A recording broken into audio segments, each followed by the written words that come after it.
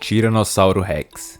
Tudo começa com um tremor, não um barulho, um tremor. O chão vibra sob seus pés antes mesmo de você ouvir qualquer coisa, porque um animal de mais de 8 toneladas não se move em silêncio. Depois vem o som, passadas pesadas, ritmadas, cada vez mais próximas, intercaladas por um rugido grave que você sente no peito antes de sentir nos ouvidos. O T-Rex enxerga o movimento com uma precisão brutal e possui um faro capaz de detectar carne a quilômetros de distância, com exceção da Rex no primeiro filme, mas isso já foi corrigido posteriormente. Correr em linha reta é sentença de morte, já que ela alcança até 50 km por hora em curta distância, mais rápido que qualquer ser humano. Sua única chance é usar o ambiente, mudar de direção bruscamente, se esconder atrás de rochas ou troncos, já que a massa e o tamanho do predador tornam curvas fechadas muito mais difíceis para ele do que para você. Se ele te alcançar, a mordida do T-Rex é uma das mais fortes já estimadas entre os animais terrestres, capaz de esmagar ossos como se fossem gravetos. Mas em Jurassic Park, a força de mordida dos tiranossauros foram meio que nerfadas. Ainda assim, não deixa de ser extremamente mortal. Não existe negociação nesse encontro, só existe fuga, sorte e um ambiente que joga ao seu favor. É exatamente esse cenário que o primeiro filme de 1993 eterniza na cena do ataque ao carro sob a chuva, as crianças presas dentro do Jeep, os copos d'água vibrando antes do animal aparecer e a percepção tardia de que a eletricidade da cerca havia falhado no pior momento possível. A sequência mostra na prática o que foi descrito acima. O T-Rex usa o susto e a força bruta, não a velocidade em si, e é justamente o improviso dos personagens girando o veículo, buscando abrigo, que evita a tragédia. Além disso, o fato de correr ser inútil vem da cena onde ela persegue o Jeep em alta velocidade na sequência seguinte, e consegue alcançá-lo sem muitas dificuldades, então correr nem pensar.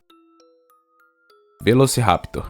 Se o T-Rex é o pesadelo solitário, o Velociraptor é o pesadelo coletivo. Ele não vem sozinho, os raptores caçam em grupo, coordenando movimentos com uma matilha de lobos extremamente inteligentes. Enquanto você foca em um, outro já está se posicionando atrás de você, cortando sua fuga. Eles são rápidos, ágeis e possuem uma garra em formato de foice na segunda garra de cada pé, usada para perfurar a presa. Diferente do tiranossauro, o raptor não depende só da força bruta. Ele estuda, observa padrões, testa seus limites antes de atacar. Se você está sendo caçado por raptores, o verdadeiro perigo não é o que você vê, é o que você não vê se aproximando atrás de você. Sobreviver aqui significa nunca ficar de costas para espaços onde possuam eles, e buscar corredores estreitos onde só um raptor pode alcançar por vez, e aceitar que contra um grupo coordenado, a inteligência deles pode ser tão perigosa quanto os próprios dentes. O primeiro filme resume esse perigo na perseguição dentro da cozinha, quando duas crianças precisam se esconder atrás de armários de aço enquanto os raptores testam cada porta e cada reflexo à procura delas. Não tem correria desgovernada ali, mas sim paciência predatória. Os animais circulando, farejando, se comunicando por sons curtos, exatamente o comportamento de matilha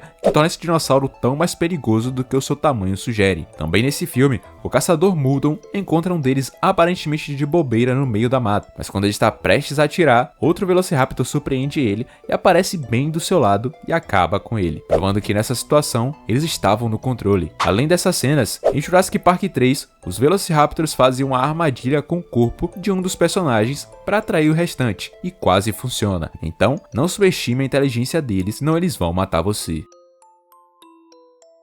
Dilophosauro. À primeira vista, o Dilophosauro parece quase inofensivo perto dos gigantes da ilha. Pequeno, fofo, quase curioso. E esse é exatamente o problema. Ele se aproxima devagar, inclinando a cabeça, fazendo sons inofensivos, como quem não quer nada. Mas quando ele abre a gola do pescoço e emite aquele som agudo e perturbador, é uma exibição que engana muita gente pensando se tratar de um animal dócil. Então, sem aviso, do completo nada, ele cospe um veneno neurotóxico direto dos seus olhos, capaz de causar cegueira temporária e dor intensa. E é nesse instante, enquanto você está desorientado, que ele avança para o ataque final. A distância curta que ele mantém antes de atacar é a arma mais traiçoeira desse predador. Ele não precisa ser maior ou mais forte, precisa apenas que você baixe a guarda. A defesa aqui é simples de entender e difícil de executar. Nunca deixe um Dilophosaurus se aproximar o suficiente para cuspir, e proteja o rosto a qualquer custo se ele conseguir. A cena que define esse predador para o público é a morte de Dennis Nedry no filme original. Sozinho, encurralado no meio da floresta durante a tempestade, ele encontra o dinossauro atrás de uma árvore. Curioso, quase inofensivo em aparência. O erro dele foi subestimar a criatura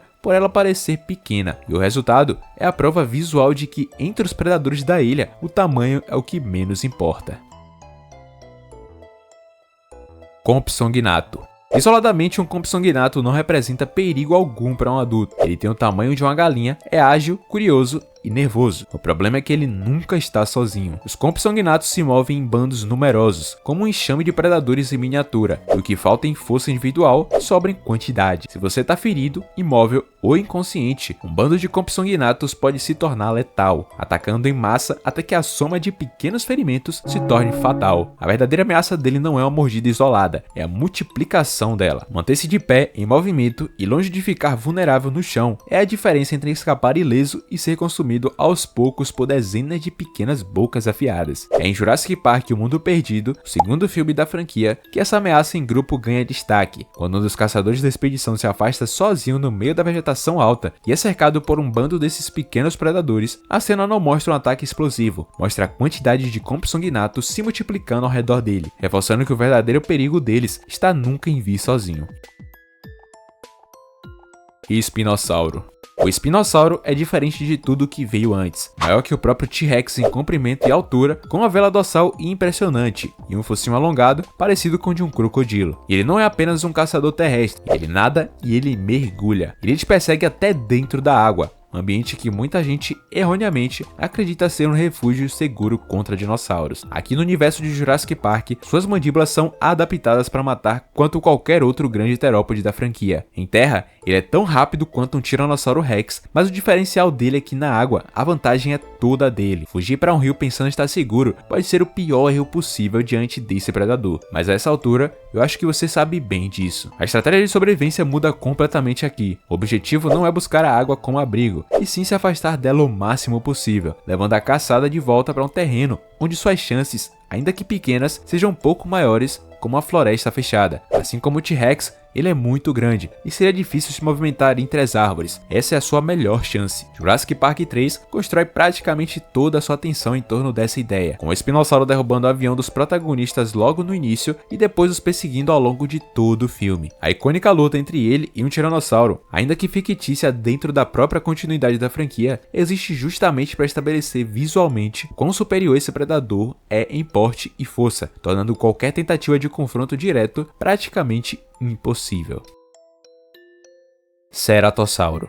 Fechando a lista, o ceratossauro é um predador de médio porte, reconhecível pelos chifres acima do focinho e pelas fileiras de pequenas placas ósseas ao longo das costas. Mais ágil que o T-Rex, porém menos coordenado que os raptores. Ele caça sozinho, dependendo de emboscadas. Ele não é o mais forte, nem o mais inteligente da ilha, mas compensa isso com um comportamento imprevisível e agressivo, e às vezes pacífico. Contra ele, previsibilidade é fraqueza. Mudar de direção constantemente e nunca assumir um padrão de movimento é essencial para não virar um alvo fácil. Sua aparição mais marcante é em Jurassic Park 3, onde ele aparece, faz um suspense com os personagens, mas logo vai embora depois de sentir o cheiro do espinossauro. Essa é uma das aparições pacíficas, mas é em Acampamento Jurássico que mostra a verdadeira fúria dele perseguindo as crianças na instalação subterrânea da Manticore. Aqui de pacífico, ele não tem nada.